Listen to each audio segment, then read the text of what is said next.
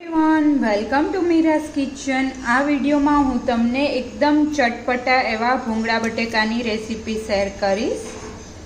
તો અત્યારે મેં નાની સાઈઝના બટેકા આવે છે, જે બટેકી આવતી હોય છે, એ લઈ લીધી છે।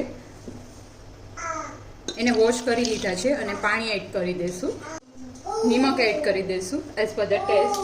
બહુ ઝાઝું નહીં એડ કરીએ, ખાલી આપણને બટેકા મોરા ના લાગે એટલા માટે અત્યારે એડ કરીશું, પછી તો આપણે મસાલામાં એડ કરવાના જ છીએ।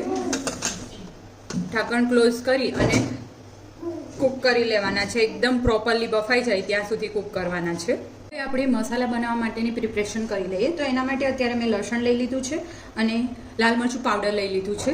લસણ અત્યારે મેં ઓછું લીધું છે કેમ કે હું ભૂંગળા બટેકાનો મસાલો એડ કરવાની છું જ્યારે આપણે આ મસાલો બનાવીશું ત્યારે એમાં ઓલરેડી લસણ હોય જ છે, ડ્રાય લસણ પાવડર, એટલા માટે ઓછું લીધું છે। પણ જો તમે ભૂંગળા બટેકાનો મસાલો એડ ના કરવા માંગતા હોય તો લસણની ક્વોન્ટિટી થોડી વધારે લેવી પડશે। આને આપણે પ્રોપરલી વાટી લેશું। પ્રોપરલી વટાઈ ગયું છે, હવે એમાં સોલ્ટ એડ કરી દેશું એઝ પર ધ ટેસ્ટ, નિમક એડ કરી દેવાનું છે અને થોડું ધાણા જીરું પાવડર એડ કરી દેશું। હવે એક મોટું બાઉલ લઈ લેશું અને એમાં જે આપણે મિક્સર રેડી કર્યું છે એ એડ કરી દઈશું।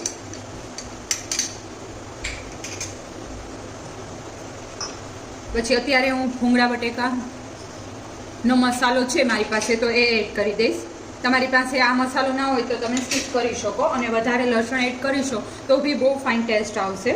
હવે એમાં આપણે પાણી એડ કરી દેવાનું છે અને સાવ લિક્વિડ ફોર્મમાં પેસ્ટ રેડી કરી લેવાની છે, પ્રોપરલી આવી રીતના મિક્સઅપ કરીને। તો આપ જોઈ શકો છો એકદમ થીક એવી પેસ્ટ રેડી છે, ગ્રેવી ટાઈપ, અને કલર બી બહુ જ ફાઇન આવ્યો છે। આપણે કાશ્મીરી લાલ મરચું પાવડર મેં એડ કર્યું છે એટલા માટે, અને થોડું તીખું બી એડ કર્યું છે જેથી કરીને ટેસ્ટ ફાઇન આવે। આવી રીતના લાંબા યલો કલરના ફ્રાઈન્સ ભૂંગળા આવે છે એ લઈ લેવાના છે। ભૂંગળા બટેકામાં આ જ યુઝ થતા હોય છે। હવે એક કઢાઈમાં તેલ આપણે મૂકી દઈશું અને ફૂલ ફ્લેમ ઉપર જ તેલ મૂકવાનું છે જેથી કરીને એકદમ તેલ આવી જશે તો બહુ જ ફાઇન ફ્રાઈન્સ બનશે ફ્રાય થઈને। જો ધીમું તેલ હશે તો ફ્રાઈન્સમાં તેલ ચડી જશે, એટલે ખાસ ધ્યાન રાખવાનું કે ફ્રાઈન્સ છે એટલે ફૂલ ફ્લેમ ઉપર જ આપણે એકદમ આવી જાય પછી ફ્રાય કરીશું। તો તેલ આવી ગયું છે, આપણે ફ્રાય કરી લઈશું।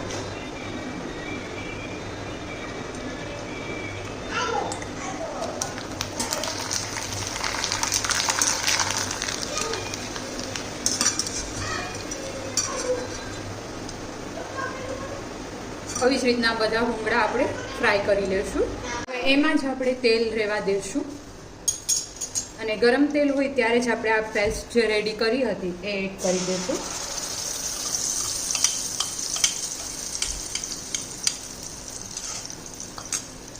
બાઉલમાં જે બાઉલમાં આપણે પેસ્ટ રેડી કરી હોય એમાં થોડું પાણી એડ કરી અને એડ કરી દઈશું ગ્રેવીમાં, અને ગેસનો ફ્લેમ હવે સ્ટાર્ટ કરી દઈશું।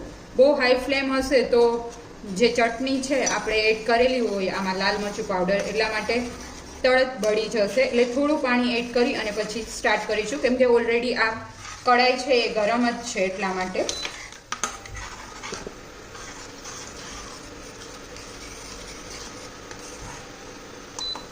થોડી ઉકળવા માંડે આવી રીતના એટલે ડાયરેક્ટલી આપણે જે બટાકા બાફ્યા હતા એની મેં છાલ ઉતારી લીધી હતી એ એડ કરી દઈશું।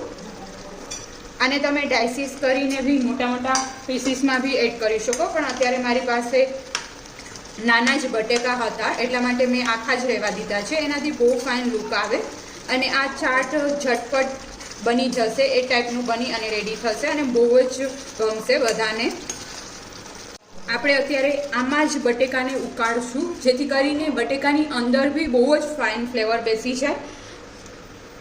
બારે આપણે ખાતા હોઈએ છીએ એમાં ઘણીવાર એ લોકો ડાયરેક્ટલી ઉપરથી ગ્રેવી એડ કરી દેતા હોય છે, પણ આવી રીતના તમે બનાવશો તો એકદમ બટેકાની અંદર બી ફાઇન ટેસ્ટ અને ફ્લેવર બેસી જશે ગાર્લિકનો, અને થોડું સ્પાઇસીનેસ ટેસ્ટ આવી જશે। એકદમ થીક થાય ત્યાં સુધી આવી રીતના આપણે ચડવા દેવાનું છે। તો આપ જોઈ શકો છો એકદમ થીક ગ્રેવી થઈ ગઈ છે, ખાલી બટાકા ઉપર કોટ થઈ જાય એ રીતના જ રહી છે, બાકી બધી એબ્ઝોર્બ થઈ ગઈ છે. આવી રીતના તમારે જો આખા બટેકા રાખવા હોય તો આવી રીતના ફોલો કરવાની મેથડ, અને જો તમારે કટ કરવા હોય તો ડાયરેક્ટલી તમે ગ્રેવી ઉપર રાખી દેશો તો બી ચાલે. તો હવે આપણે સર્વ કરી લેશું. જોઈને જ મન થઈ જશે એટલા ફાઇન ચટપટા એવા ભૂંગળા બટેકા બની અને રેડી છે. આવી રીતના તમે ઇન્સ્ટન્ટલી, આમાં કશું જ ન્યૂ ઇન્ગ્રીડિયન્ટ્સની બી જરૂર નહીં પડે. બટેકા તો ઓલરેડી ઘરમાં હોય જ છે, અને ફ્રાન્સ બી હોય તો આવી રીતના તમે ભૂંગળા બટેકા બનાવી શકશો. બહુ જ જલ્દીથી બી બની જશે. ઉપરથી ધાણા ભાજી સ્પ્રિંકલ કરી દઈશું.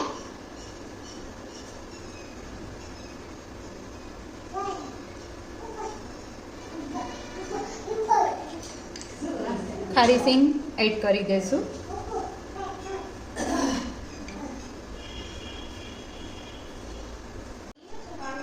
અને સાવ ઝીણી કટ કરેલી ડુંગળી એડ કરી દઈશું.